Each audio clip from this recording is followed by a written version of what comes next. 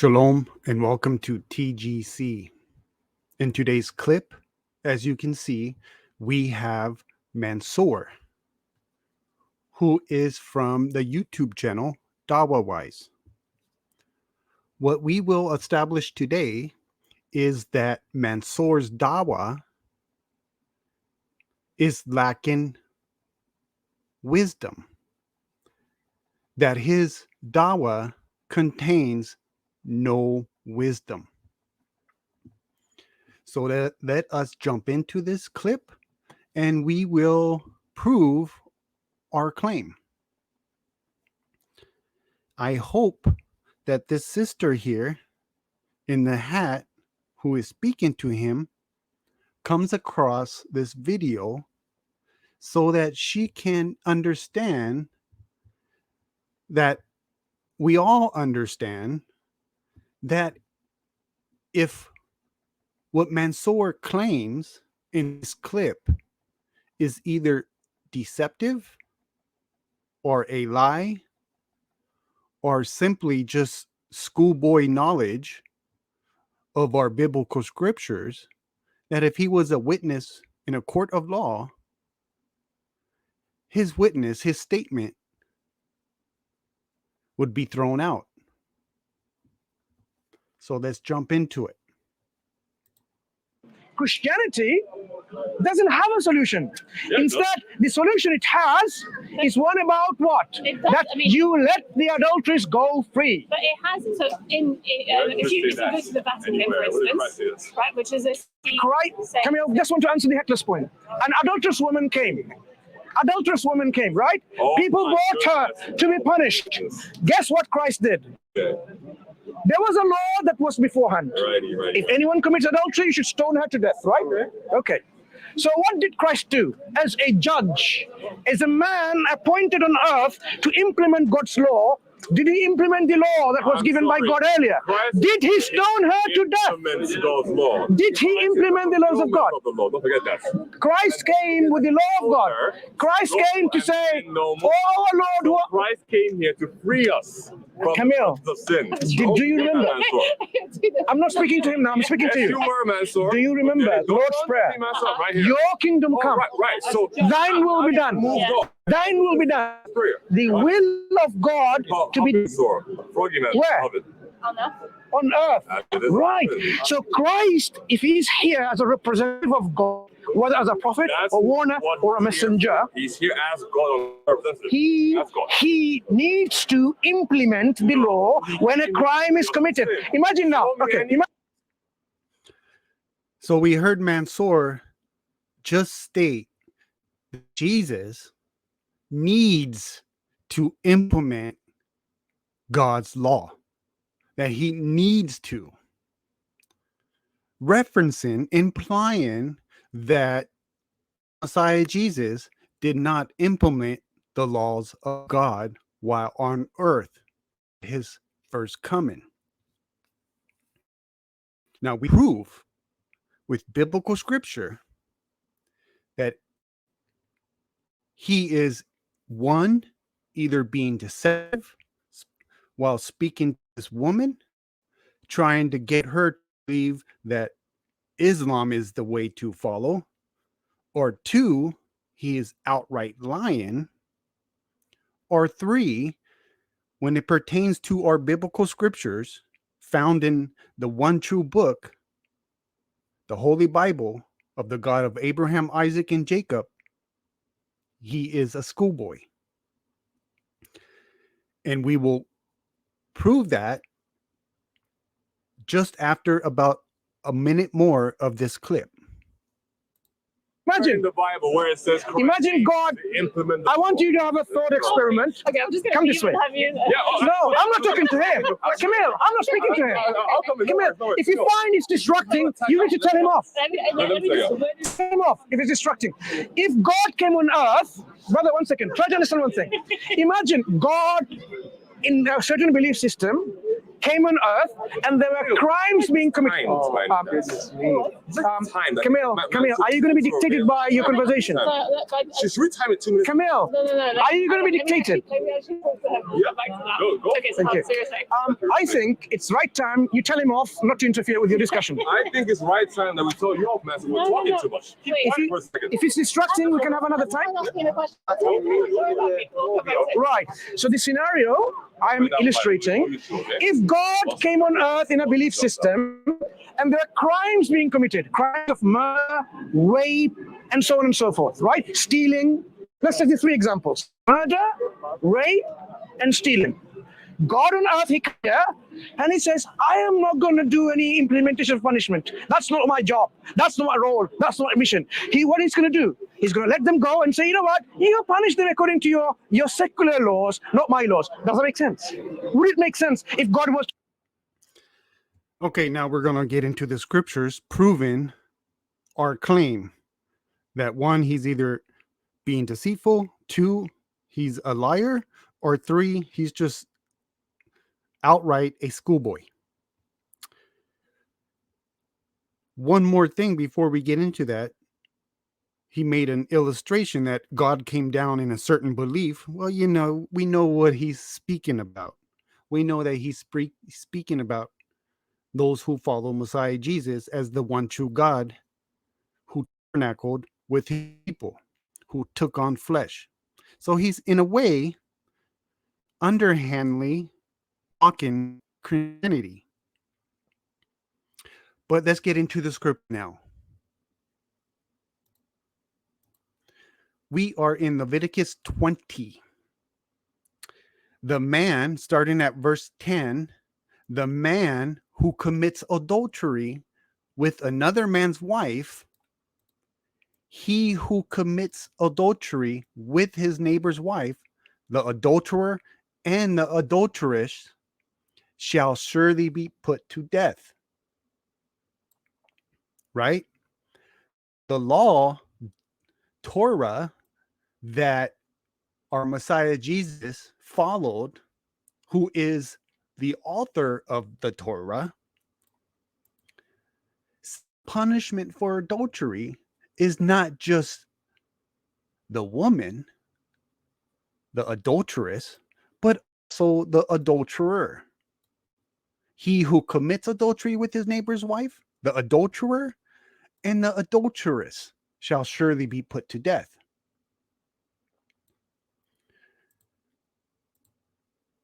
Now we are in Deuteronomy 22. We'll start at verse 22. If a man is found lying with a woman married to a husband, then both of them shall die. The man that lay with the woman and the woman.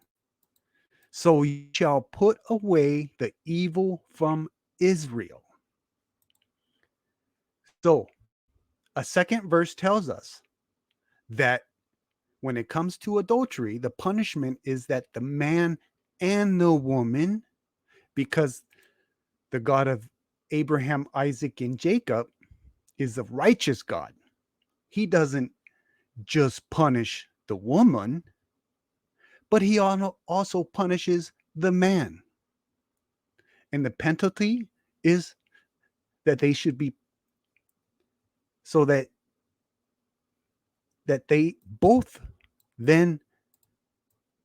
of them shall die, the man that lay with the woman and the woman. So you shall put away the evil from Israel. Now let us look at the story that he brought up. We're in John 8, verse 1. But Jesus went to the Mount of Olives. Now early in the morning, he came again into the temple, and all the people came to him, and he sat down and taught them. Then the scribes and the Pharisees brought to him a woman caught in adultery. So we see that they only brought a woman. And then they had set her in the midst. They said to him, Messiah, teacher, this woman was caught in adultery in the very act.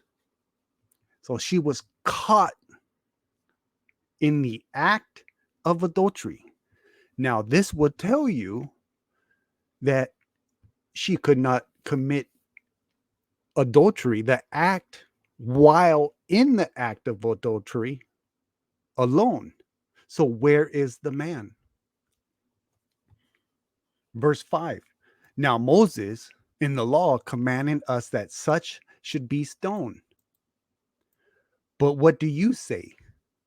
This they said, testing him, that they might have something of which to accuse him. But Jesus stooped down and wrote on the ground. Now, we all, on a side note, we all wonder what did he write on the ground? With his finger, as though he did not hear. So when they continued asking him, he raised himself up and said to them, he who is without sin among you, let him throw a stone at her first.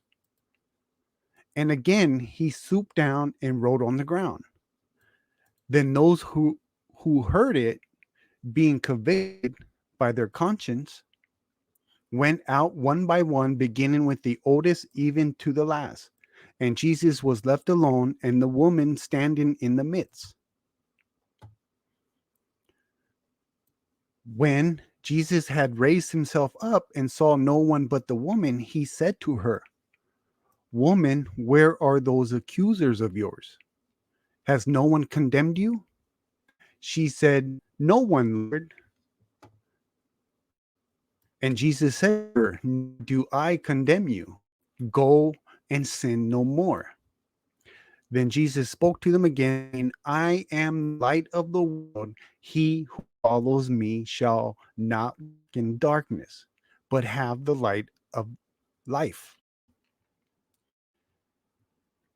So, as I stated earlier, that there are three possibilities we have from Mansur in his claim that Jesus needed to implement stoning of the woman, when clearly this story of the Pharisees and the Sadducees, the scribes and the Pharisees bringing him an adulterous woman, where was the man? Because it also tells us that she was caught in the very act, as the law states that both will be put to death. So I would claim that Jesus righteously fulfilled the law of adultery, of not stoning the woman, because where was the man? For it tells us they brought her to test him. Now, according to this Muslim Mansur, who was performing Dawah to this woman, he would have failed the test. So either one, he was being deceitful in explaining this to that woman, or two,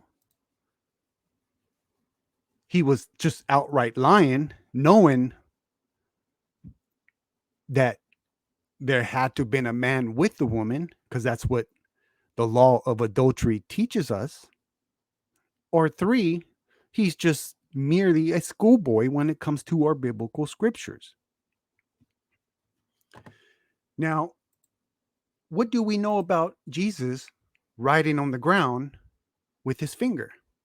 We're in Jeremiah. This is just something for you to learn more about, to study more. You can look at Jeremiah 17. This is where we are.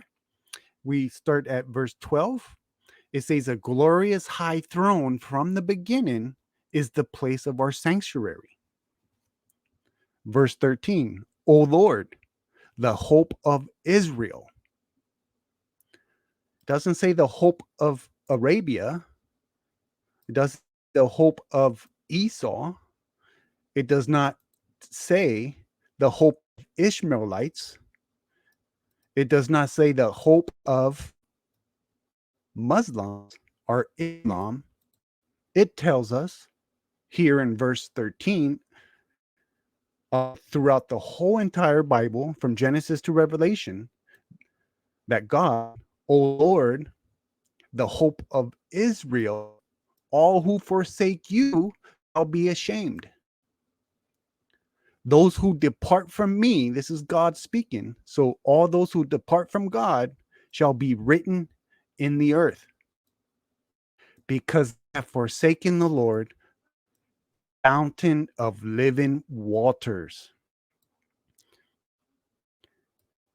So I would say, according to what the clip we just watched, would you say that Mansur was written in the ground, written in the earth, because they have forsaken the Lord, who is the fountain of living waters? Who is the fountain of living waters that we just read in John 8? Those who would want to distort and not follow the true teaching of our Messiah Jesus, who we read in Leviticus 20 and Deuteronomy 2, that the woman should have been stoned to death. But we know that both parties were commanded to be stoned. So if he is one of the three, either way, his Dawah, his monologue that he was given to this woman about our biblical scriptures, there's only three possibilities. He's being deceitful, he's outright lying, or he's a schoolboy. So knowing that his Dawah is not wise and cannot be trusted, how can you trust anything that he states, especially when it comes to our biblical scriptures? You cannot trust anything he says. Once a liar, always a liar, right? If you know he is being deceitful, how can you distinguish when he is being deceitful or telling the truth? How can you distinguish if he's lying or telling the truth?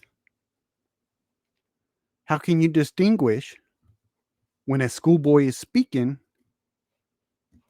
or when he's not? There's only three possibilities. So if this woman, if this sister here, I hope she comes across this video, someone show her this video so that she can come to the true understanding of our biblical scriptures and know and understand that this man, Mansur, cannot be trusted in anything that he states regarding our biblical scriptures. Monologue to this sister, to this woman, his Dawah is unwise and untrustworthy. You cannot trust Mansur. Now, we would all like a rebuttal from him to see what he has to say about him misrepresenting, him being untruthful, or him just not being knowledgeable or wise or have an understanding of our biblical scriptures, because he made a claim which is untrue. So, as a man in humility or a man who seeks truth, he would have to come out and say, I made a mistake. And being a public video and it's out for all to see, it is only honorable that he would come out and say, I did not understand the scripture. I thank TGC for clarifying this for me. I will not make this mistake again, because I do not want to be known as someone who is a deceiver or a liar or merely a schoolboy. The honorable thing to do is to own up and give woman and the audience who come across this video from Dawah Wise an apology for putting out in public for all to see untruth biblical scripture. As we just witnessed, as we just demonstrated, we bring truth. We are not deceitful, we do not lie, and we are not merely schoolboys. All you need is the biblical scriptures, and you can prove that Islam is not from the God of Abraham, Isaac, and Jacob that we find in our biblical scriptures. And if his dawah did have any wisdom, or if his dawah was strong, or if Islam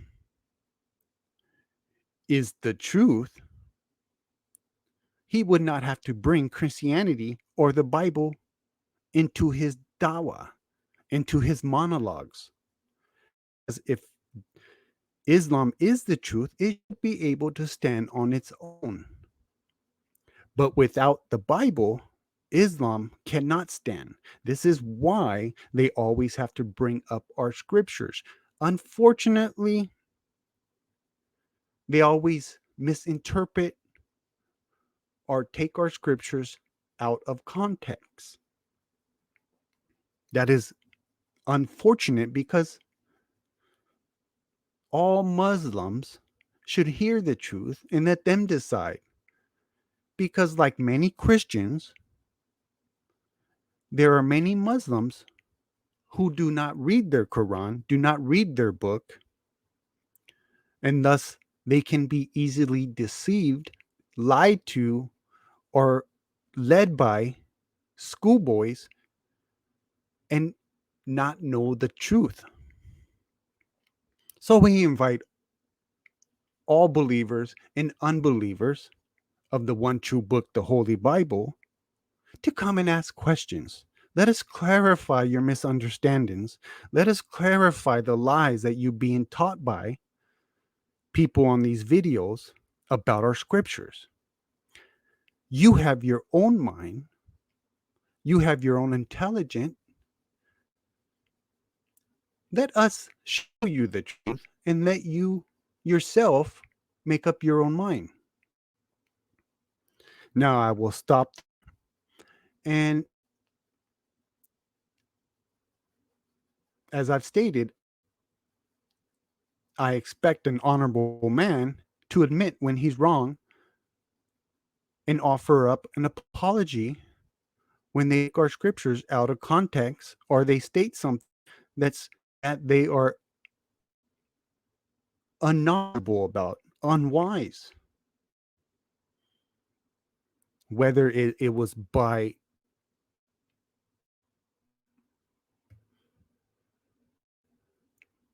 being outright knowing that you did not know the scripture, but you talked about it, or you knew it, but because you were talking to someone who you think might accept Islam, you decided to be deceitful or lie. Either the case, it's one of the three, and any honorable man would issue an apology and affirm that they were incorrect in reciting our biblical scriptures. All praise and glory to the one true God of Abraham, Isaac, and Jacob. May he comfort you and bless you. Shalom.